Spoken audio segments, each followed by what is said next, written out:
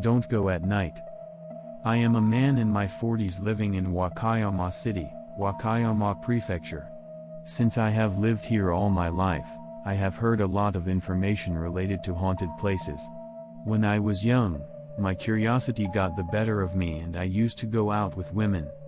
Fortunately, I did not experience any psychic phenomena, and I felt that there was nothing but rumors.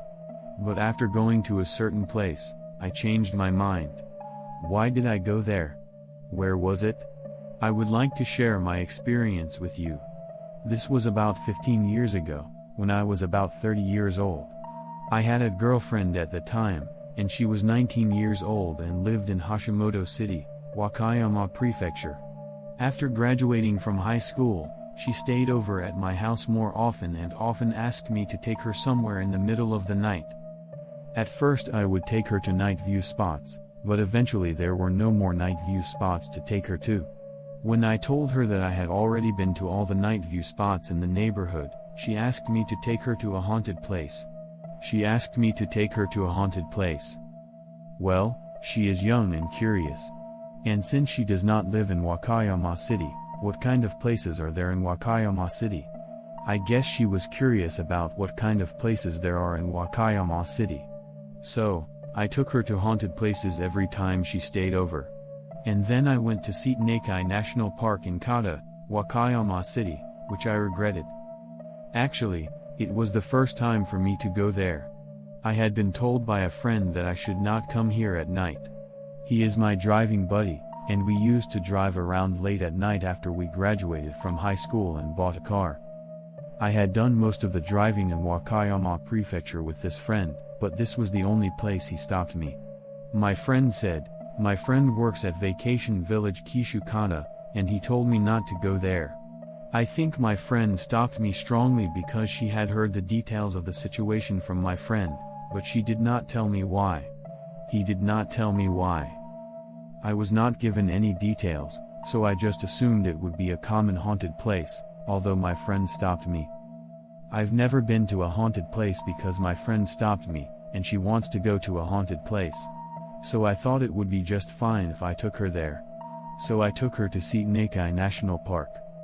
It takes about 30 minutes by car from home to the parking lot in front of the Seto Inland Sea National Park. It was 1 a.m. and there were no other cars parked there. We walked toward the Seto Inland Sea National Park, talking foolishly about how we could make out with her without worrying about being seen because it was not popular. The moon was out, so it was not that dark, and I could walk around even with the light of my cell phone. When I arrived at the site, I found the place to be very atmospheric. All the buildings around us were made of bricks. It was like something out of Castle in the Sky. It is said that this place was built as a fortress during World War II. In the past, many soldiers were stationed here and cannons were installed. I learned about this area later, but at that time it was just eerie. It was a time when there was no ruin boom like now, and I realized that this place certainly looked like a bad place. When I saw the ruins of the brick fortress, I felt a thrill. I think she must have felt it too, because her face was also drawn. I should have turned back at this point, but she and I had come this far and there was no turning back. So we continued to the back of the building. We walked around looking at the brick buildings and found a place with a very bad feeling. There was only one large room in the building, and the rest of the building was empty. And across the street was a window. I feel colder than ever. Could this be bad? I thought and tried to leave the room and took her by the hand to go outside. Then she looked at the window at the back of the room and froze. I asked her, "What's wrong?" She came back to herself, but she was so scared. From this point on, her condition changed abruptly, and when I asked her if she was okay, she only nodded and did not respond aloud.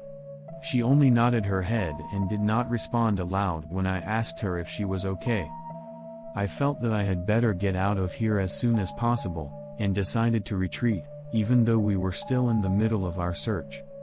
When I told her that we should leave, she nodded and walked with me, clinging to me tightly. But even then, she was acting a little strange. She seemed to be scared of something. Anyway, We left the Seto Inland Sea National Park and returned to the parking lot. Once inside the car, she seemed to calm down and we started talking about what she saw inside the brick building. She seemed to have the same impression as I did when we arrived. She had the same impression as I did when we arrived. It's all brick buildings, there's a lot of atmosphere. And as we were walking together, we entered a brick building. He said that this place was in bad shape. The other side of the entrance was a window, and she could see male soldiers in military uniforms peering out of the window. He said he felt as if he were a soldier of the former Japanese army. He did not notice us, but just looked like he was staring outside or watching us. It is not possible for a man, much less a soldier, to be there at this hour of the night. We've come to a bad place, she felt.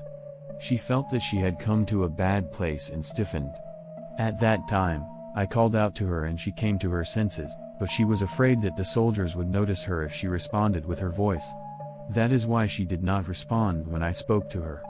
And the fear continued. Although he decided to return with me, he said that the condition of the passageway we had just passed through was also strange. There was a passageway between the brick buildings, and there were soldiers who looked like the old Japanese soldiers we had just seen sitting in the passageway or watching us through the windows. We didn't want to talk to the soldiers and get their attention, so we didn't speak to them while we were going back. She told me that after we left the Seto Inland Sea National Park, the old Japanese soldiers were no longer in sight and that she had recovered to the point where she could calm down and tell me what was going on, feeling relieved to be back in her car. I felt a chill but was surprised that I could not see that far, and then her expression changed. She looked at me with a frightened look on her face. No, she was looking behind me. In a small, trembling voice, she asked me to get out of the car behind me, in the future. I sensed from the way she spoke and her expression that it was not a prank, so I did as she asked, started the engine and drove away. From there she was shaking and shaking all the way out to the open road, so I asked her if she was outside. I asked her. Then she just nodded without making a sound.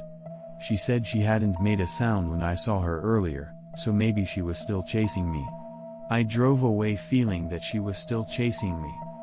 She calms down when we get out to a brightly lit road with 4 lanes of traffic going back and forth.